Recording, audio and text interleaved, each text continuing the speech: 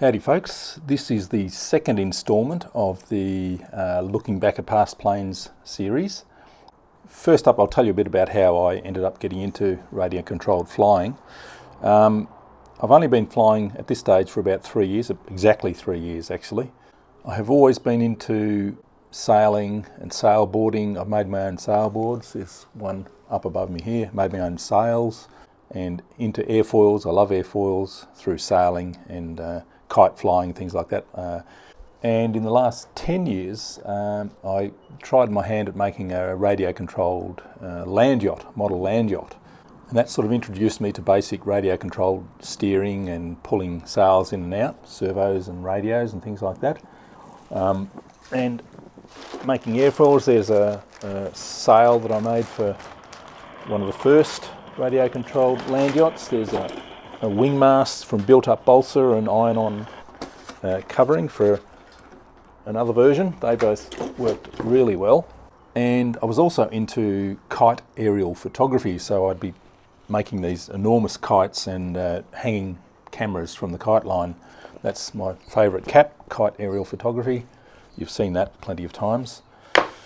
Now, one of my kite aerial photography contacts, a guy called Tom Benedict from Hawaii, I saw that Tom had liked a video from Experimental Airlines, so I went and had a look at it, and it was like the proverbial light bulb moment when I saw the beautiful airfoils that Ed could produce using tape-covered foam board, cheaply and really, really nicely shaped airfoils. I just had to give it a go. And the first plane that I wanted to try was the Ansley Peace Drone. So I raced off to our local office works and bought some foam board for $10 a sheet, bent up some airfoils, and they just looked beautiful. I didn't actually fly it straight off, but I decided, actually on advice from a friend of mine from work, g'day Matt, he said it would be easy to fly a normal conventional plane before working out how to do elevon mixing and all that sort of stuff. I didn't have a programmable radio or anything at that stage. So I took the wing that I'd made for the Ansley Peace Drone and turned it into a Photon wing. And a Photon's another one of Experimental Airlines designs, which is a 1.5 metre motor glider, beautiful looking plane. I built it, I launched it, and I flew it, and I crashed it all by myself without any help from anyone else. I didn't have any friends who flew radio controlled. I hadn't even had any simulator time, so I was a pretty raw newbie. And it was a very steep learning curve, but I absolutely loved the building and the flying. Now my Photon actually got up in the air, and I did fly a few circuits and lost orientation and crashed it often and kept having to repair it. So then I thought maybe I'll try one of Ed's other planes, the Axon, which has a pusher motor, and that way I won't be having to repair it so drastically every time that I crash. So I took the wing from the Photon, and here's what I did with it. I gave it a little bit of polyhedral on the tips because I'd seen other planes with that, and that seemed to help with stability. Then I had my first really decent in-control flight from launch, a few circuits, and landing again without crashing. I was absolutely wrapped and I was hooked. So then I thought I would like to try something a bit slower. I think everyone does this. They try their first plane and they think, oh, I'd rather have a plane that flies really slowly. So then I had a look at Flight Test. Another suggestion from Tom, by the way. Thanks very much, Tom. You've given me a lot of good advice over the years. This microphone that I'm using now was another suggestion from Tom.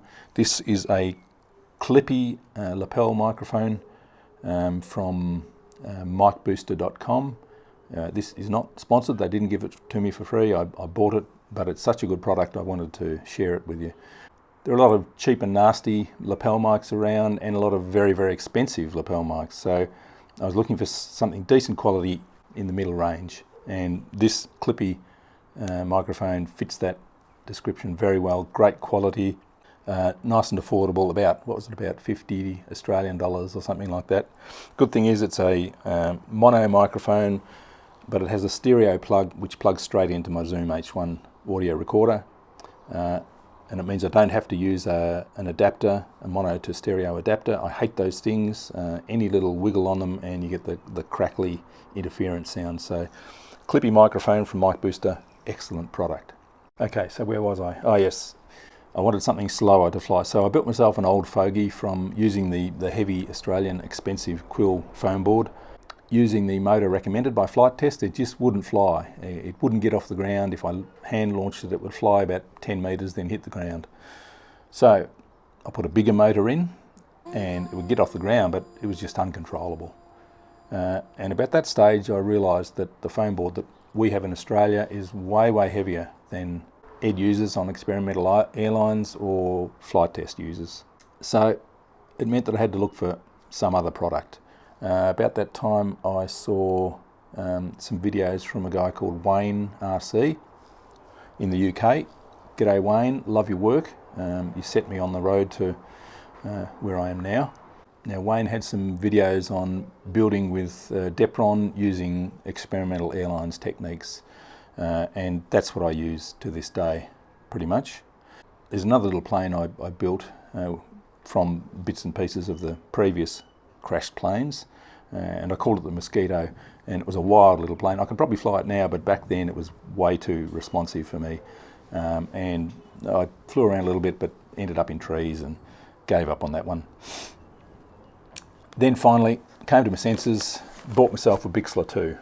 And it was like a revelation. All of a sudden I could fly. I still had a few crashes, and for my first flight I didn't do up my prop nut tight enough and lost the prop adapter. Had to wait for another couple of weeks before I could fly again. This was the plane that got me flying. I still love it today. I still fly it often.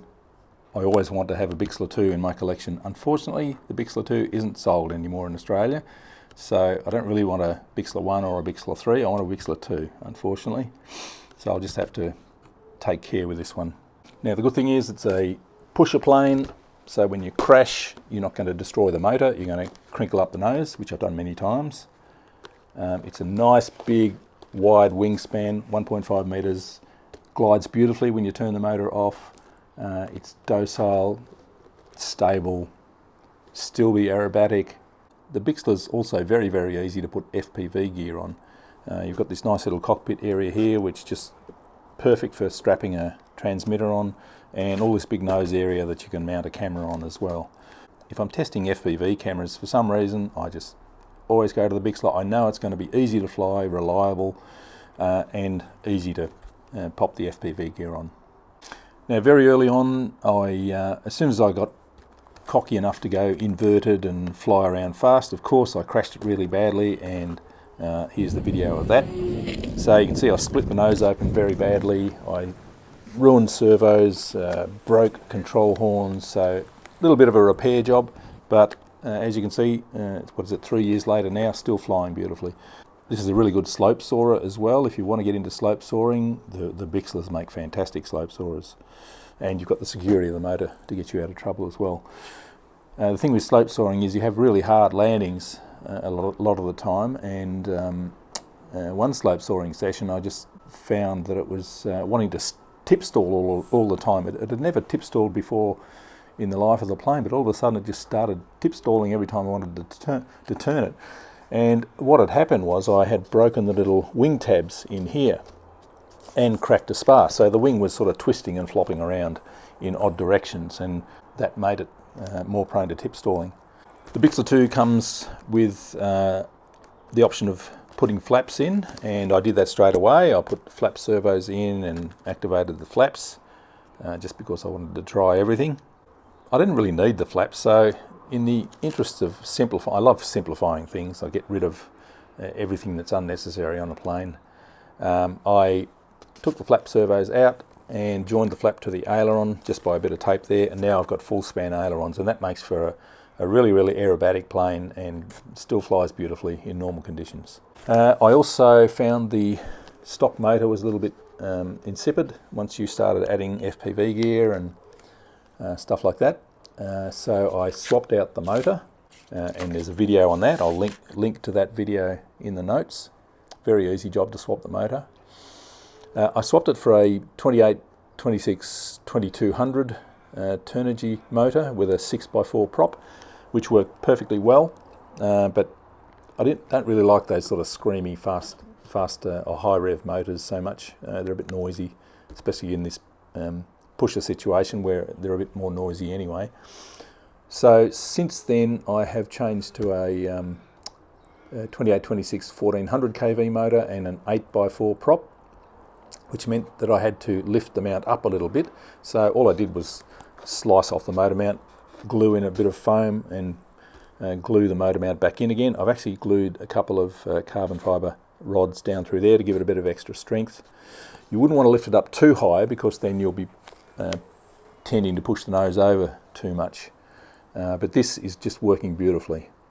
I've lifted it up maybe 12 millimetres or so, I'd say. Just enough to fit the 8x4 prop. This is a beautiful setup now.